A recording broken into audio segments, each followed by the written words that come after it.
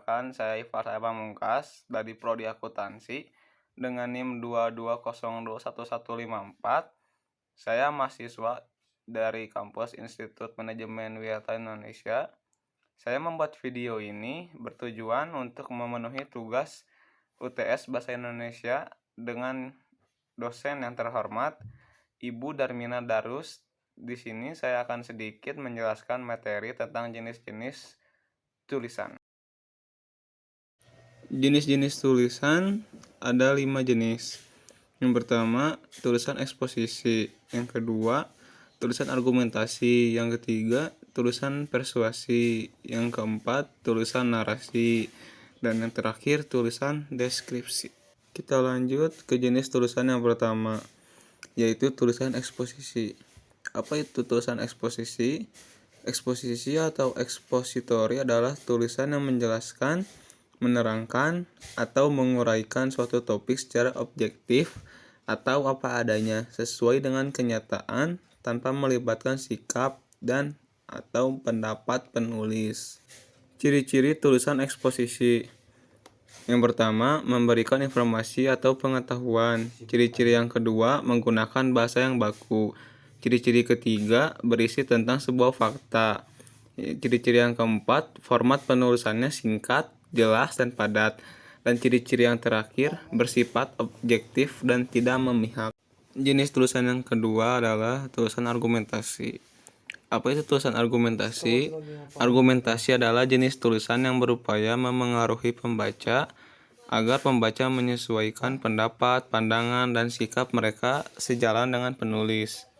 Oleh karena itu, penulis argumentasi akan berusaha menyajikan pendapat, pandangan, dan sikapnya disertai dengan bukti-bukti, alasan, atau fakta-fakta sehingga pembaca merasa yakin tentang masalah yang akan dibahas oleh penulis. Ciri-ciri selanjutnya adalah ciri-ciri tulisan argumentasi. Yang pertama, tulisan argumentasi berisi materi yang diolah sedemikian rupa sehingga mampu meyakinkan dan memengaruhi pembaca. Ciri-ciri yang kedua, tulisan argumentasi menggunakan angka-angka statistik, data, gambar, atau peta. Ciri-ciri yang ketiga, tulisan argumentasi memerlukan data yang dianalisis dan disintesis dengan metode yang tepat dan baik. Ciri-ciri yang keempat, tulisan argumentasi berupaya mengubah pandangan, pendapat, dan atau sikap pembaca terhadap masalah yang dibahas. Ciri-ciri yang kelima, tulisan argumentasi walaupun berupaya memengaruhi pembaca, bebas dari nada yang emosional dan subjektif. Ciri-ciri yang keenam, tulisan argumentasi menyajikan simpulan yang diyakinkan berdasarkan data yang digunakan untuk pembuktian. Jenis tulisan yang ketiga adalah tulisan persuasi. Teks persuasi adalah sebuah paragraf yang berisi pernyataan untuk mendorong atau mengajak seseorang untuk mengikuti keinginan penulis. Teks persuasif ini cenderung bersifat promosi karena adanya upaya mengajak pembaca. Ciri-ciri tulisan selanjutnya adalah ciri-ciri tulisan persuasi. Yang pertama, tulisan persuasi bersifat mengajak pembaca untuk melakukan sesuatu yang dianjurkan penulis pada saat ini juga atau pada waktu yang akan datang. Ciri-ciri yang kedua, tulisan persuasi menekankan pada emotif untuk merangsang emosi pembaca. Ciri-ciri yang ketiga, tulisan persuasi berupaya merebut kesepakatan pembaca tentang kebenaran masalah yang dibicarakan. Ciri-ciri yang keempat, tulisan persuasi memerlukan fakta yang seperlunya saja sepanjang telah diyakini mampu menimbulkan kepercayaan pembaca tentang masalah yang dibicarakan.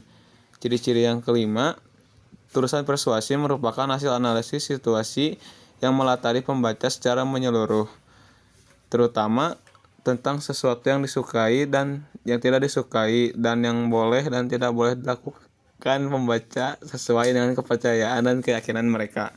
Jenis tulisan yang selanjutnya adalah tulisan narasi.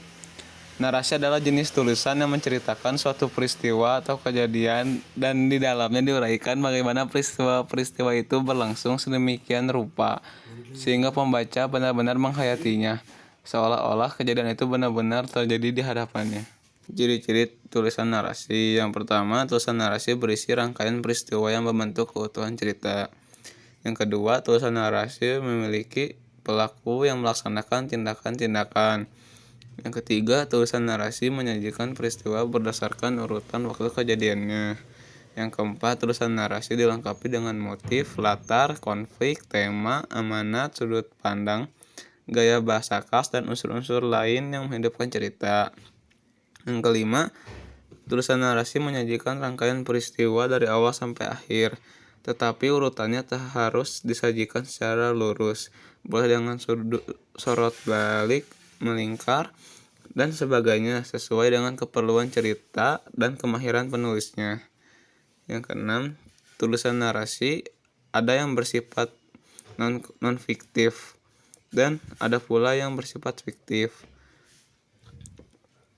Materinya berasal dari imajinasi penulisnya dan tak ada hubungannya dengan peristiwa nyata. Kalaupun berhubungan pun hanyalah kebetulan belaka.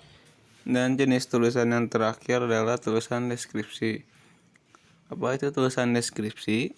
Deskripsi adalah jenis tulisan yang menggambarkan atau menjelaskan tentang suatu hal, objek, atau keadaan tertentu. Deskripsi juga bisa diartikan sebagai kaidah pengolahan data menjadi sesuatu yang bisa diutarakan dengan jelas dan tepat agar mudah untuk dipahami oleh orang lain. Dan ciri-ciri jenis tulisan yang terakhir adalah 1. Tulisan deskripsi menggambarkan atau melukiskan objek atau peristiwa.